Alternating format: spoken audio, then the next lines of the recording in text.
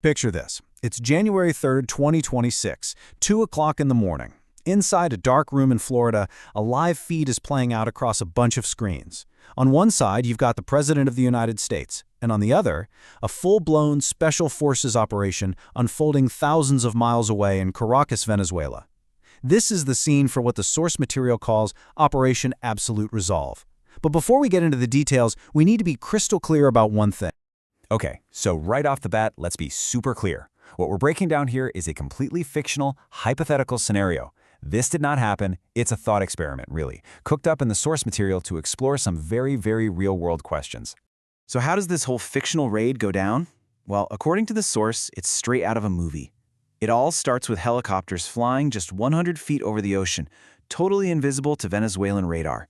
Then, bam, a cyber attack hits and the entire city of Caracas just goes dark. And in that confusion, Delta Force commandos rappel down onto President Maduro's home, grabbing him just as he's making a run for a safe room. The entire operation, over and done in just a few minutes. It's wild. And the reaction from the White House in this scenario? Well, the source material gives us this quote, attributed to then-President Trump, who apparently told Fox News, "I watched it literally like I was watching a TV show." It's a pretty telling line, right? It just highlights this weird detached way of looking at modern warfare that's described in this fictional account. Okay, so the shock and awe of the raid is one thing, but now the scenario shifts to the aftermath. The action might be over, but you know what? The biggest questions are just getting started. Why on earth would something like this happen? And what in the world does it mean for everybody else? So the source material really boils this whole thing down to two massive questions. First, what was the real reason for the US to do something so extreme? And second, what happens to this whole idea of an international rules-based system when one powerful country can just, kidnap the leader of another one? All right, let's start with the official story. In this scenario, the reason the administration gives isn't about politics. It's not about power. No, it's framed as a simple law enforcement mission against what they call a narco-terrorist state.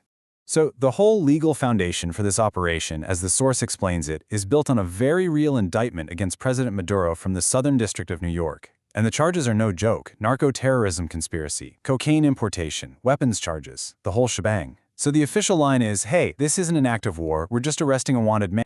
But, and this is a big but, the source material immediately starts to poke a hole in that official story. It asks a really simple but critical question. If this whole thing was really about stopping drugs from coming into the US, was Venezuela even the right target? And this is where that official story starts to look a little shaky. See, the indictment against Maduro is based on about 200 to 250 tons of cocaine. But the source pulls up data, like from a New York Times report, showing Guatemala exported something like 1,400 metric tons in just 1 year. I mean, that is a huge difference. It kind of makes you wonder, right? If it's truly about the drugs, why Venezuela? The source suggests the real answer is something else entirely. So, if it's not about drugs, what is it about? Well, according to this analysis, the real story here isn't about cocaine. It's about something way more valuable, something Venezuela has more of than any other country on the planet: oil. And we're not talking about a small amount here. The scale is just immense. Just look at this chart. Venezuela is sitting on over 300 billion barrels of proven oil reserves. To give you some perspective, that's more than Saudi Arabia, more than Iran. It is, for all intents and purposes, the biggest energy jackpot on the entire planet. And look, this is not some new conflict. This tension has been brewing for a century. US companies were all over it after oil was discovered back in 1922. But then, in the 2000s, Hugo Chavez comes to power and everything changes. He nationalizes the whole industry, basically kicking out foreign companies. The US hits back with sanctions, and things have been tense ever since. And to really hammer home this oil motive, the source highlights another quote attributed to Trump in this scenario. He supposedly called Venezuela's nationalization of its own oil the greatest theft in the history of America, adding, "They took oil away from us."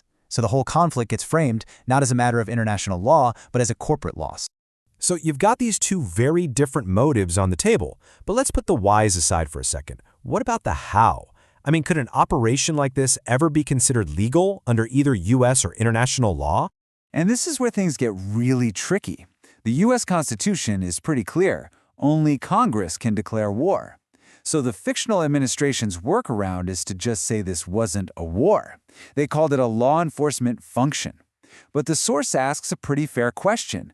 Can you really call an operation involving 150 military aircraft, cyber attacks, and airstrikes simple law enforcement?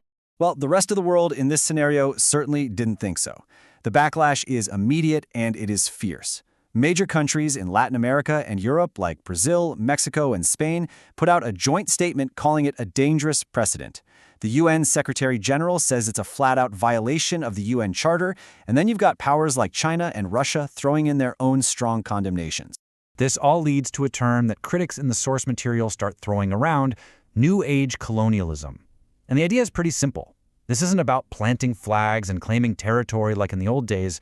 No, this is about using overwhelming military power to invade another country specifically to get your hands on its natural resources. So that brings us to the biggest and maybe the most important part of this whole analysis. What happens next? What kind of world does an action like this create? The source warns it sets a very dangerous precedent, where might makes right becomes the new rule of the game. And this is really the core warning in the source material. Think about it. When the world's most powerful nation decides to just ignore the rules without any real consequences, it sends a message to everyone else. The rules are optional. What's to stop other powerful countries from doing the exact same thing? The source warns of this kind of domino effect, a slide away from stability and into a much more chaotic, dangerous world. And at the end of the day, that's the question at the very heart of this whole thought experiment. It's way bigger than one fictional raid, bigger than Venezuela. It's about the very foundation of how our international system is supposed to work. What happens when the nations who wrote the rules decide those rules no longer apply to them?